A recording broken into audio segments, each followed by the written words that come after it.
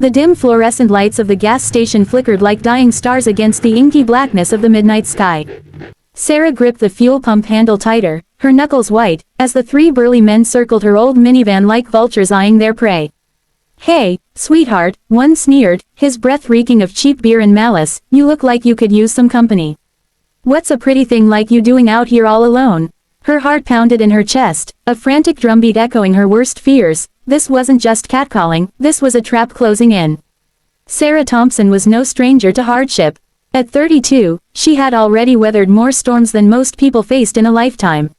Her husband, Mark, had walked out 5 years ago, leaving her with a mountain of debt, a crumbling apartment, and their 4-year-old daughter, Lily. "I can't do this anymore," he'd said, slamming the door on their dreams. Since then, Sarah had clawed her way through 2 jobs, days as a waitress at a greasy diner, nights stocking shelves at a warehouse, just to keep food on the table and a roof over their heads. Lily was her anchor, her reason to keep fighting. The little girl with curly brown hair and eyes like melted chocolate was asleep in the back seat now, clutching her stuffed rabbit, oblivious to the nightmare unfolding outside. But tonight, exhaustion had caught up with Sarah. She'd worked a double shift, and the minivan's gas gauge was flirting with empty on the lonely stretch of highway between work and home. The gas station was the only one for miles, a rundown oasis in the middle of nowhere. She should have filled up earlier, but who has time for foresight when you're barely holding it together? As she pumped the gas, the men had pulled up in a battered pickup truck, their laughter cutting through the night like shards of glass. "Come on, don't be shy," the leader, a tattooed brute with a shaved head and a scar across his cheek, leaned in closer. He called himself Jax, though Sarah didn't care to know. His buddies flanked him, one cracking his knuckles, the other leering at the van's window where Lily stirred slightly. "What's in there? A kid? Ah, family night out. We could make it fun." Sarah's stomach twisted. She glanced around desperately. The attendant was inside, headphones on, scrolling on his phone. "No other cars. No help. Please, just leave us alone," she whispered, her voice trembling but firm.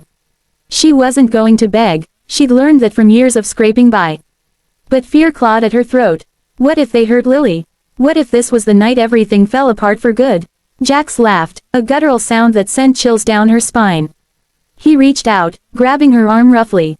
"Feisty, huh, I like that. Hand over your wallet, and maybe we'll let you go with a warning." His grip tightened, bruising her skin. The other two moved toward the van, one peering inside. Lily whimpered in her sleep, and Sarah's world narrowed to a single, terrifying thought: protect her.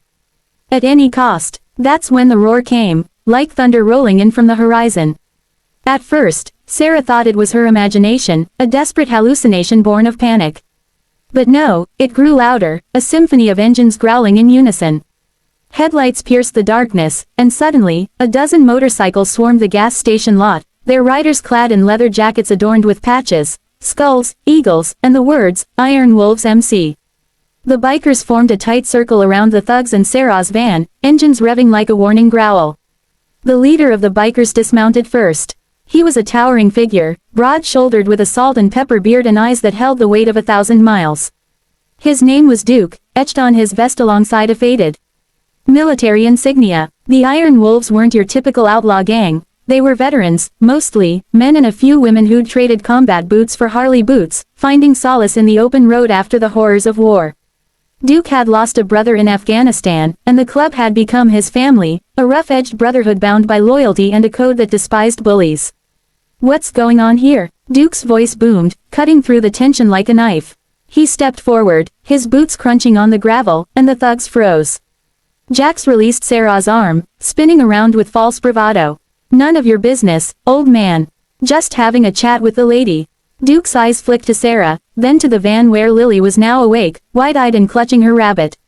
Something softened in his gaze, a flicker of recognition, perhaps of his own daughter, grown now but forever etched in his memory as that scared little girl during his deployments. "Looks like more than a chat to me," he said, his tone low and dangerous. The other bikers dismounted, forming a human wall. There was Razor, a wiry ex-Marine with a prosthetic leg hidden under his jeans, Maria, a tough-as-nails nurse who'd ridden with the club since losing her husband to PTSD, and half a dozen others, each with scars that told stories of survival. The thugs shifted uneasily. "There are 3 of us and a dozen of you," Jack spat, trying to sound tough. "You wanna start something?" Duke chuckled, but there was no humor in it. Son, we've ended wars. You think a little scrap scares us? But we're not here for blood.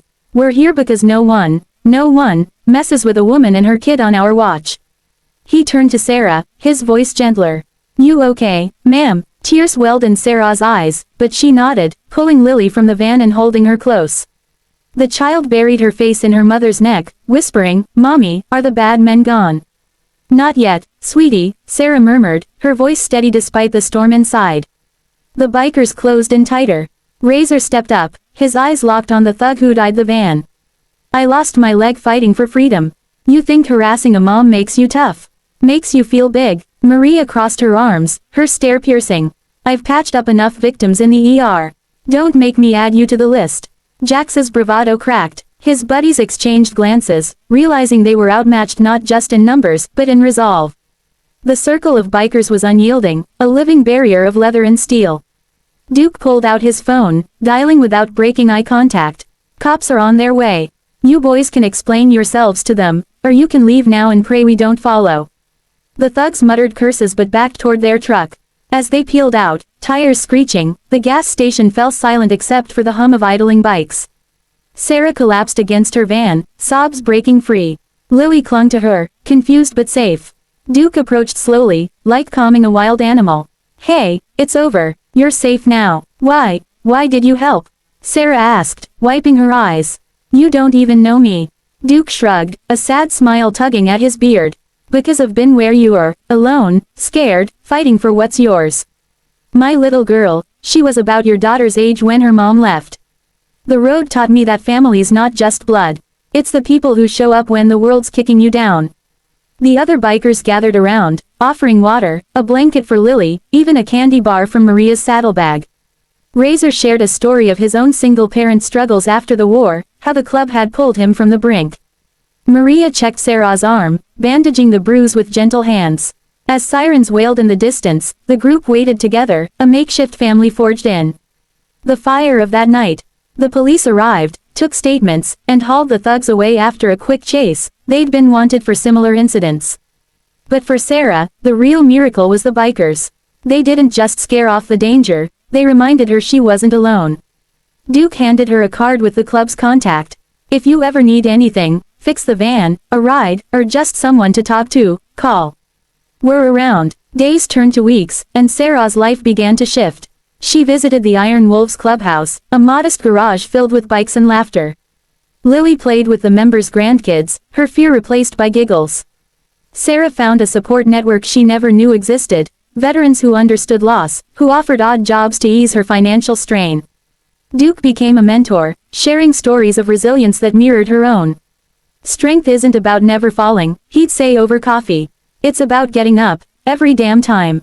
One evening, as the sun dipped low, Sarah stood at the gas station again, not out of necessity, but to lay flowers where the nightmare had begun. Lily skipped beside her, holding a drawing she'd made, bikers as superheroes surrounding a mom and her girl. There are angels, Mommy, she said. Sarah smiled through tears. In a world that often felt cruel and indifferent, kindness had roared in on chrome wings. The thugs had sought to break her, but the bikers had rebuilt her faith in humanity.